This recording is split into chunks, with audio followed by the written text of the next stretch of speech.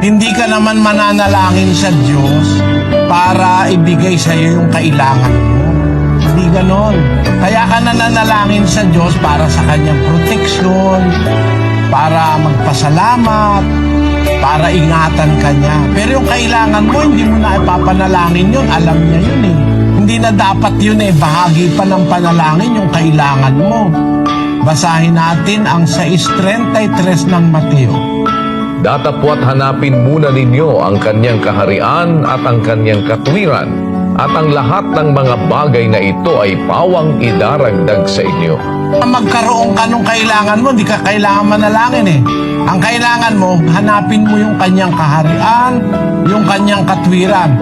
At yung kailangan mo, idadagdag niya na lang sa iyo yun. Kahit hindi mo hingin, bibigay niya yun eh. O tuloy natin, kapatid na Daniel. Kaya't huwag ninyong ikabalisa ang sa araw ng bukas, sapagkat ang araw ng bukas ay mababalisa sa kanyang sarili.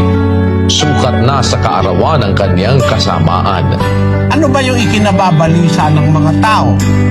6:31. Kaya huwag kayong mga balisa na magsabi, ano ang aming kakanin? O ano ang aming iinumin?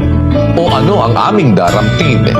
Sapagkat ang lahat ng mga bagay na ito ay siyang pinaghahanap ng mga hentil. Yabang talastas ng inyong Ama sa kalangitan na kinakailangan ninyo ang lahat ng mga bagay na ito. Hindi mo dapat ikabalisa. Alam ng Diyos na kailangan mo yun. Daramitin, kakainin. Yung kailangan mo talaga, alam ng Diyos yun. Even without praying for it. Pati nga yung hindi naniniwala sa Diyos, may nakakain at may naiinom eh. Yung mga ateista. O diba? Ibig sabihin, yung kailangan, hindi na yun bahagi pa ng ating dapat na panalangin na ulit-ulitin mo palalo, ay lalo nang hindi dapat. Kasi kahit hindi mo hingin, pag sumusunod ka sa Diyos, ibibigay niya yung kailangan natin. Ngayon, ang pananalangin na ginagawa natin, yung ating mga kabalisahan, mga problema sa buhay, para sa proteksyon ng Diyos, pag-iingat ng Diyos. Basahin natin ang Filipos 4:6. Huwag kayong mga balisa sa anumang bagay, kundi sa lahat ng mga bagay sa pamamagitan ng panalangin at daing na may pagpapasalamat ay ipakilala ninyo ang inyong mga kahilingan sa Diyos. Tayong mga kahilingan sa Diyos, sa panalangin, bunga ng kabalisahan sa buhay. Sa buhay kasi marami kang ikinababalisa. Halimbawa, ikaw ay lalaki, pupunta ka sa trabaho, iiwanan mo yung asawa mo at mga anak. Minsan sa lugar nyo, mayroong mga taong masasama, may mga magnanakaw. Kinababalisa mo yun. Kaya bago ka umalis, mananalangin ka, Panginoon, pakiingatan mo po ang aking asawa at ang aking mga anak, ang aking pamilya. Sana po'y proteksyonan mo sila laban sa masasamang tao. O kaya, halimbawa, sa inyong lugar, dikit-dikit ang bahay. Pag nagkasunog, maaaring masunog pati bahay mo. Nananalangin ka na, Panginoon, sana po, magkakasunog sa amin. Pakipanalangin mo na pati yung mga katabi mong squatter. Hawa-hawa naman po. Nakakabalisa kasi yun Ganon din, marami pang bagay na ikinababalisa sa buhay. Halimbawa, sa trabaho mo, meron kang mga nakakasalubong na intriga. Mga kabalisahan sa buhay Merong ganon, kapatid, mga kabalisahan sa buhay. Yun ang mga ipinananalangin natin sa Diyos. Yung halimbawa, yung asawa mo ay nagdadalang tao, mga anak, hindi naman kaya basta-basta ng doktor halimbawa. Dadalangin ka sa Diyos. Yung mga kabalisahan na yun, ang ipinananalangin natin. Pero yung kailangan mo, kahit hindi mo nga ipanalangin, bibigay ng Diyos yun. Lalo na, pagka uulit-ulitin mo pa, bigay mo pagkain sa amin araw-araw, bigay mo pagkain, para bang gutom na gutom ka. Bigyan mo kami ng kakain sa araw-araw, ulit-ulit mo sinasabi, para bigay yun nakaka-open sa Diyos yun. Marami pong milagro, kapatid. Yun lang makaraos tayo maghapon nang hindi tayo nahihirapan. Sabi ko nga sa mga kapatid namin, magpasalamat tayo lagi sa Diyos kasi naihi ka na hindi ka namimilipit sa sakit. Maswerte ka na nun. Bakit? Meron tao, ang yaman-yaman tuwing iihi, hindi makaihi, dinadialysis O meron naman tao na ang yaman-yaman may pabrika ng sapatos. Wala naman siya sapatos. Kasi putol na yung dalawang paa, may diabetes. Di ba malaking milagro ng Diyos yung wala kang ang pambili ng sapatos, wala ka pang tsinelas, naglalakad ka sa daan, paa-paa. Pero ang tibay ng paa mo. Napako hindi man lang natetano. Hindi ba milagro yun? Meron ganun yung mga taong kalye. Kumakain ng basura Hindi man lang nasakitan tiyan merong kayayaman nadapuan lang ng langaw yung pagkain, tinapon yun talagang nilalangaw yung kinakain niya. O hindi ba milagro yun? Nilalangaw hindi kumasakitan tiyan, yung kinakain nilalangaw sa basura.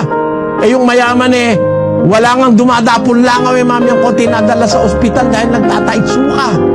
Napakaganda naman nung kinain. O hindi ba milagro ng Diyos yung isang batang nakalaboy-laboy sa kali, nauulan at arawan hindi nagkakasipon. Ang Diyos tumitingin po sa puso, yung malinis na puso, tama kami dyan. Pero ang tao po ba nakakatingin ka sa puso? Hindi man natin nakikita ang puso Diyos lang po ang nakakakita ng puso.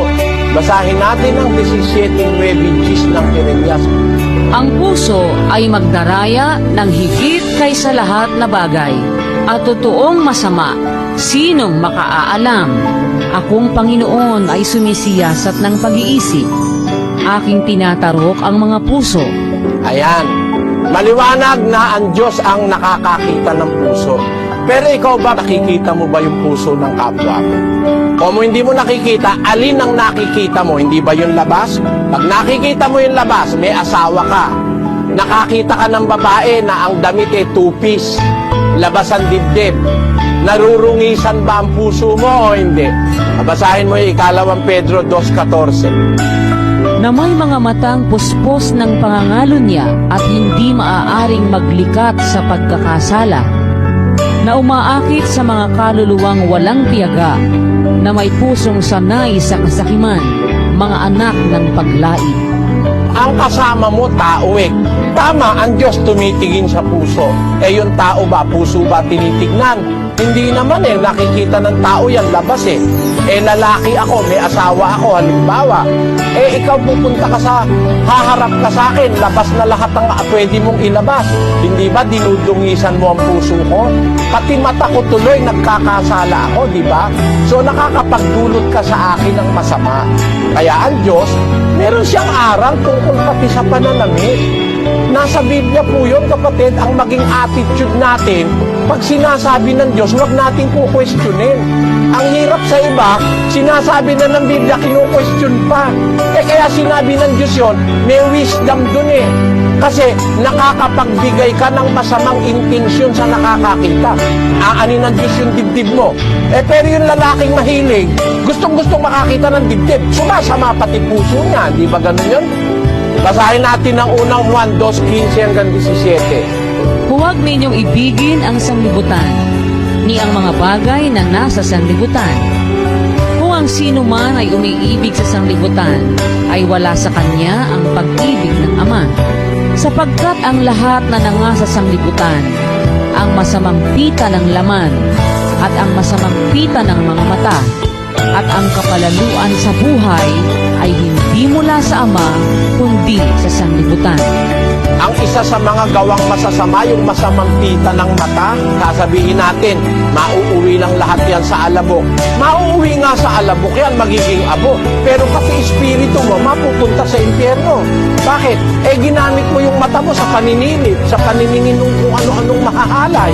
Masamang pita ng mata ang kinabuhayan mo sa buhay. O diba? Pero mga tao, mahalay ang mata, naninilip, namboboso, nanonood ng mga malalaswang panoorin. Bawal po ng Diyos yun At pag sinabi na, hindi bawal yun. Dahil yun papunta sa alabok, pagka ganun ang katwiran natin, hindi tayo naniniwala sa Diyos. Huwag kayong magagalit sa akin, mga kababayan. Ang binabasa ko sa inyo, nasa Biblia, nasa dyaryo, nasa kasaysayan. Hindi po ako nagsasalita ng wala akong batayan. Ibig sabihin, talagang tama ang Diyos na ayaw niya tayo na gumawa nung ikakapagkasala ng iba. It can offend others. Sasabihin natin, wala naman ay kwenta sa Diyos yung pananamit. Meron po. Kung ang Diyos man ay tumitingin sa puso, ikinukonsider niya yung mga tao na ayaw niyang ang tao magkasala rin. Ang Diyos, kahit ano makita sa'yo, magkakasala ba yun? Wala namang interest sa'yo yun. Pero, yung kapwa mo tao na kasama mong naglilingkod sa Diyos, lalo na sumasamba ka, sumisimba ka, huwag natin sabihin walang kinalaman yan. Mula pa po ng una, may kinalaman na yan. Alam nyo kapatid, pakinggan nyo, sa panahon pa ni Moises, batas na yan 22:5 ng Deuteronomy.